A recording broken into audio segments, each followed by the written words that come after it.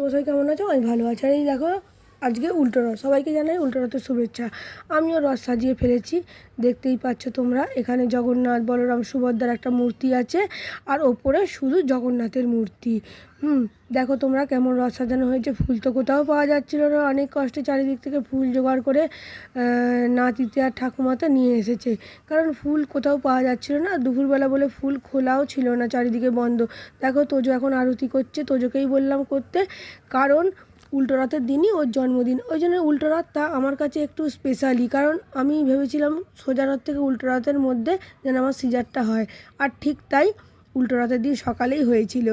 তাই তিথি অনুযায়ী তোজোর আজকে জন্মদিন, আর আমি ওকে দিয়েই সমস্ত জগন্নাথের কাজ করাই।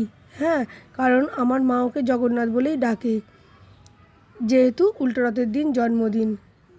দেখো ও একটু আরতি করে নিচ্ছে, তারপরে আমরা একে একে সবাই মিলে আরতি করে নেব, তারপরে আমাদের রথ টানা হবে।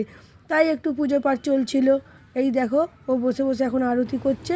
যাই হোক, ভয়ও পাচ্ছে যদি হাতে কিছু পড়ে যায়। এই দেখো এবার আমি করছি ভালো করে। ভিডিওটা হয়তো আমার মুখটাই খালি দেখা যাচ্ছে, ভালো করে দেখা যাচ্ছে না। এই দেখো আমি একটু আরতি করে নিলাম, এবার আমাদের রথ টানা শুরু হবে। চড়ানোটা ভাই আর কেমন লাগবে জানি।